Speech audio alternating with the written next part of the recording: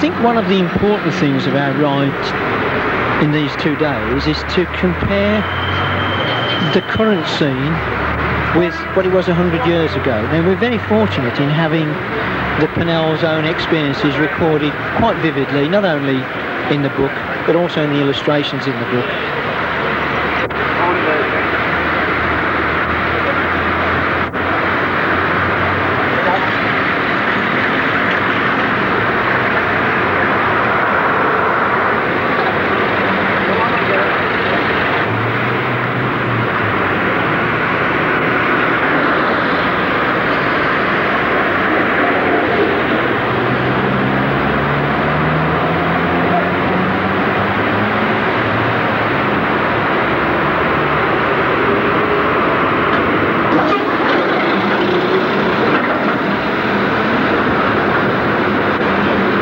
Difference has been that we're able to travel with the modern day traffic and not be that much nuisance to them.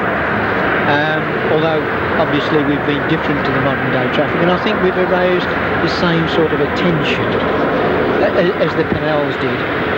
But very few people took the trouble to write it down and leave us a real vivid and beautifully illustrated, both verbally and pictorially, record of what they saw. And when you get the opportunity to read their book, I mean, it isn't a touring book, it isn't we started at 6 in the morning, we rode till 7 and stopped and had breakfast. It's a beautiful little simple story of two people just seeing what they saw and giving us those details.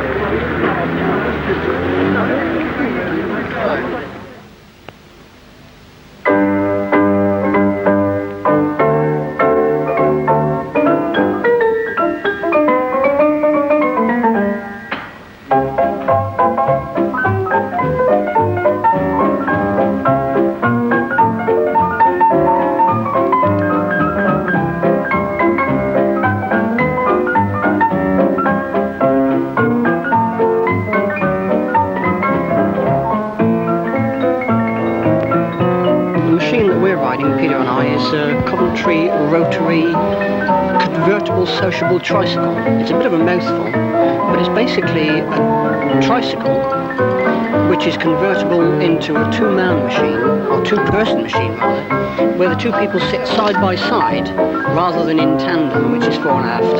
And by sitting side by side whilst they're riding along, they can talk and be sociable. That's why it's called a sociable machine. The person on the inside does the steering, because the inside half of it, that is the left-hand wheel and the two small wheels, are the solo tricycle part. And then the outside rider with his wheel and transmission is just the addition to make it into a sociable. We're of the opinion it was built about 1879. Certainly pre-1880. The crank bearings have a patent number on them which is dated 1878. And so that's the only figure that we can use for any accurate dating. It's got to be post. But it's certainly true to say, although these machines well over 100 years old now, have seen very little use. It has seen some use, but very little hard use. It certainly hasn't been raced or rallied, I think would be the fair description.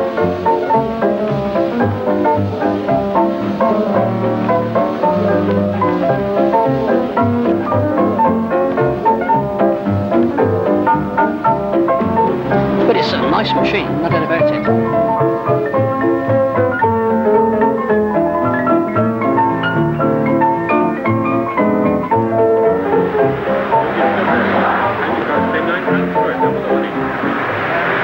Number 17 on the program. It's an 1888 Singer tricycle. There's in fact another one virtually identical, number 16 I think. And there's one in the Science Museum that's the same. It's got a differential in the back axle with a brake on the differential. Reasonably effective brake. You'll notice that it's in fact looks like a modern tricycle. It has the same basic configuration. Handlebars like a modern bicycle. Steers through the handlebars to the front wheel. Front wheel has curved forks. It's one of the earliest machines to have curved forks, which give proper handling characteristics.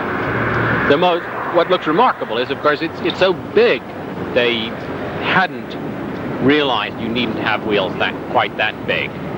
So they're 40-inch back wheels, comfortable for unsurfaced roads, reasonable clearance for the same reason. And the front wheel is 28. That was big for its day.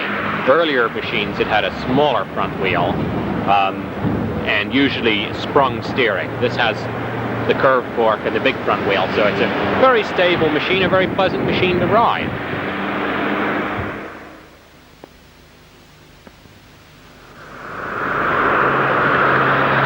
It's the logical development of the first practical tricycle, which was the Coventry leader.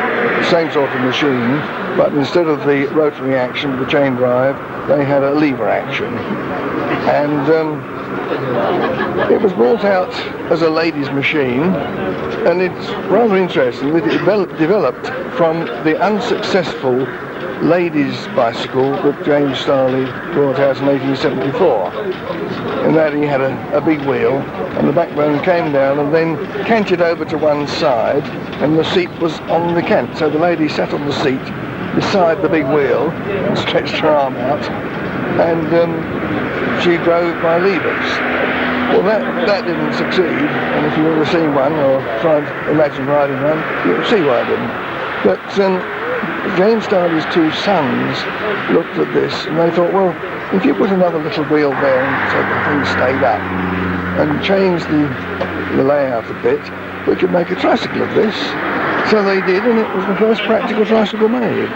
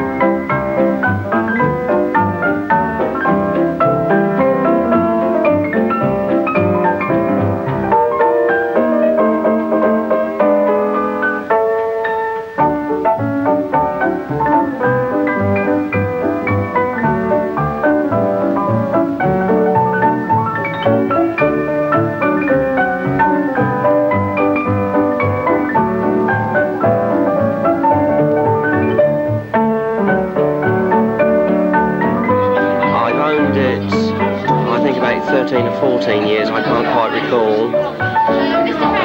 I bought it all in bits. There's one or two pieces missing which I made up, and it was soon rideable, and it's always been a very reliable machine. It's a bike that if it ran away with you, it would definitely turn over. I don't ride it a lot, and it rides a lot. I haven't ridden it for some years, and it rides a lot better than what I last remembered it, but I did give it a going over before setting out, because I am a cycle mechanic, I own a cycle shop, and it would be terrible for me to break down en route.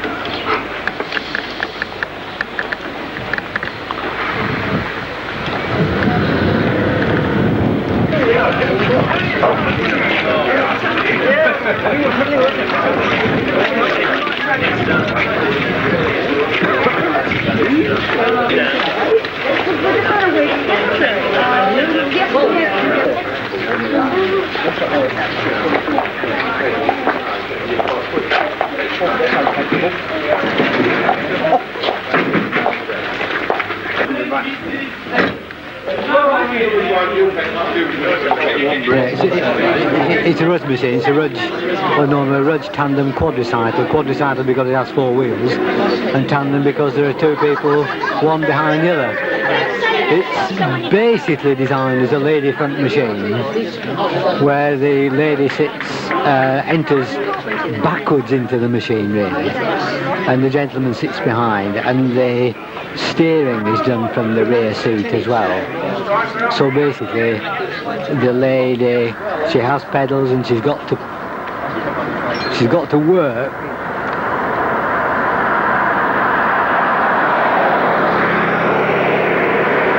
The man steers. All the control is from behind.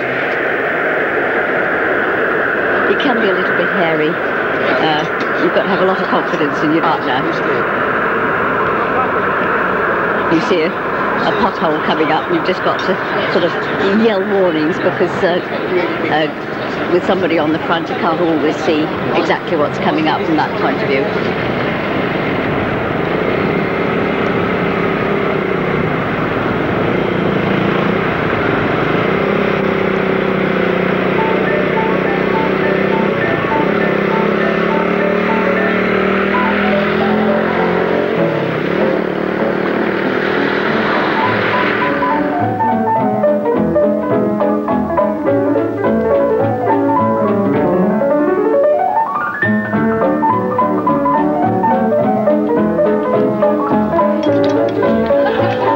Now this particular machine is a Humber design.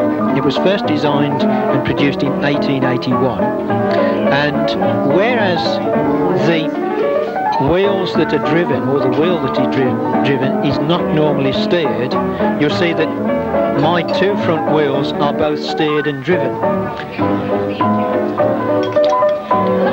But the beauty of it is you can, as the catalogues of the period say, the rider can get over his work, and you will have seen the way in which I'm able to sort of really lean forward and put the whole of my weight on the pedals and sort of stamp off up the old. It makes for quite an exciting and a lively machine. That means it frightens you half to death because you think you're going to fall over. But in cyclists' terminology, that's called lively and exciting. The thing is that because of the large wheels being pivoted from the steering head, like a high wheeler is, if one of them is pushed out of line by a stone or a bad pothole, you can get into a bit of a speed wobble. I've had one or two exciting moments, as you say.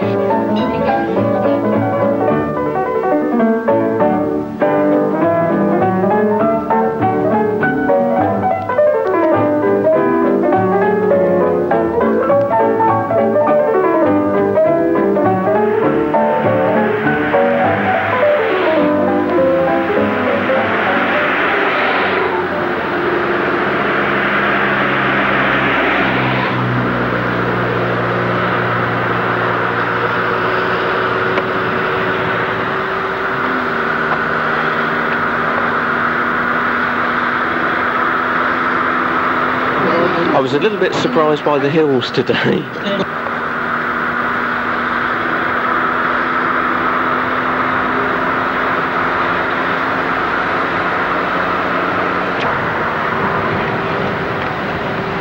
I love riding up hills because it's such a joy to get over them and get them out of the way, you know. You've got a coast down the other side.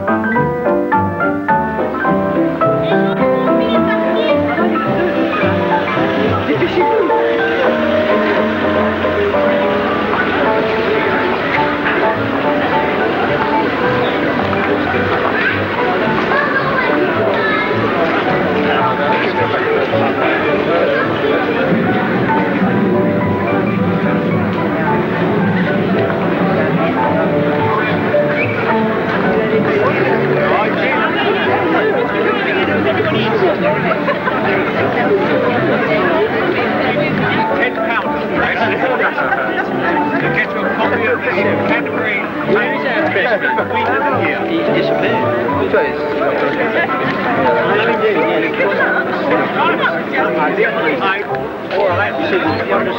I'm afraid we must break it. This is a social club. It's called Sociable. Lovely to be sociable.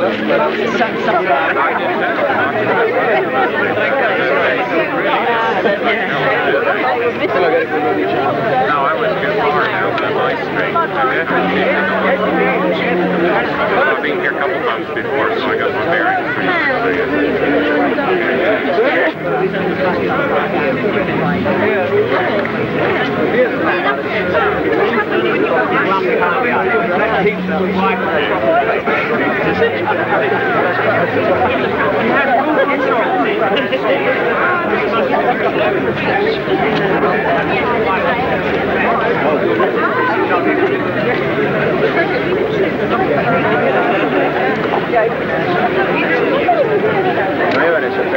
Anyhow, what a lovely 3-6 here. I met cyclists very different about 5 years ago.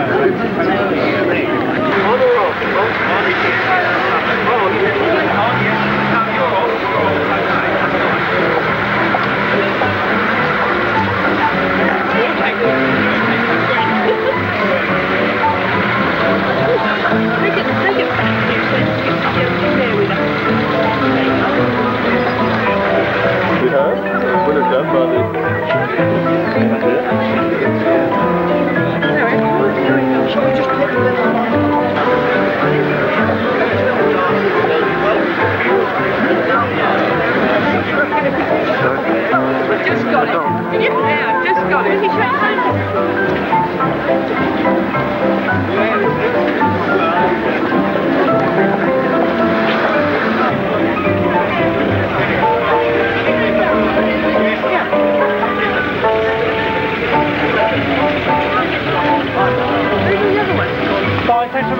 There's still quite a few machines out there. All boat shaped. All wheel machines, yeah.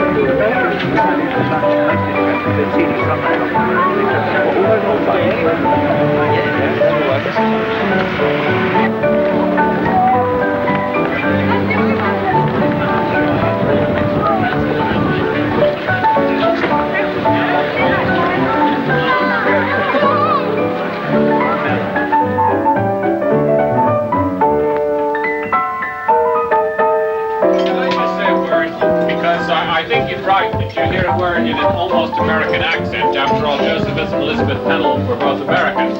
It's this. It was very kind of John Malsey to point out to Pinky that the Pennells had done this ride in 1884.